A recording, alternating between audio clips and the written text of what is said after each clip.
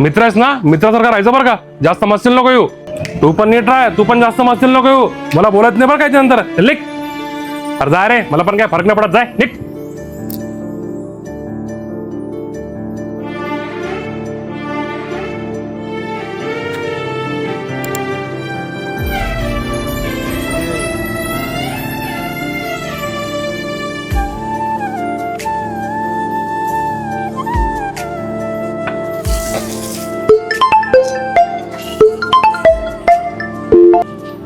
हा बोल ना भाई.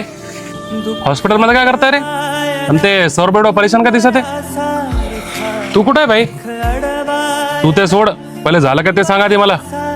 अरे भाई ते सौरभच्या आईला ऍडमिट केलंय रे, आणि ऑपरेशन सुद्धा सांगितलंय. पैसे खूप जास्त लागा लागले म्हणून परेशान आहे सौरभ.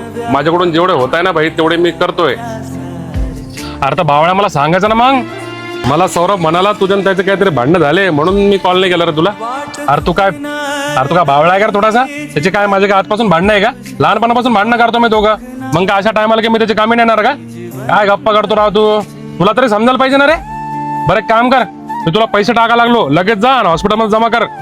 ओके ओके भाई. आणि हा त्या सौरभला काय बोलू नको, डोक्यावर पडलेले ते अजून पैसे घेणार नाही. त्याला सांग तूच पैसे दिले म्हणून. आणि अजून काय लागलं तर मला लगेच फोन कर आणि लगेच जाय. हा ठीक आहे भाई, लगेच जातो. हो भाई. भाई टेन्शन नको घेऊ, पैशाचं काम झालंय. अरे भाई थँक्यू यार. भाई लवकरच पैसे वापस करतो बरं का तुझे. अरे भाई काही विषय नाही, तू पहिला एकदा आईला भेटून ये, ऑपरेशनला नेणार आहेत आईला. हा भाई थँक्यू यार भाई. भवन एक विचारू भाई, खरंच पैसे तू दिले का? मला वाटलंच तरी.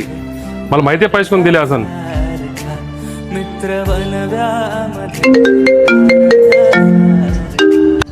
हा बोल भाई. काय गरज होती यार? मी इतकं तुला वाईट बोललो तरी तू इतकी हेल्प केली माझी. हे तुझ्यासाठी नाही केलं रे, माझी पण आई आहे ती. थँक्यू यार भाई. आणि प्लीज सॉरी यार भाई. हा आता थँक्यू बोल मला. अबे साल्या, अशा टायमाला तरी कॉल करायचा ना रे. एवढा परका समजतो का रे मला? हवरे. आणि एक गोष्ट नेहमी लक्षात ठेव बरं का भावा, तू किती जरी भांडणं झाले, किती जरी वाद झाले ना, तर तू जीव आहेस माझा, समजला का? जा पहिले, आता आईची काळजी घे, मी आलोच. हा ये लवकर. इकडं कुठलं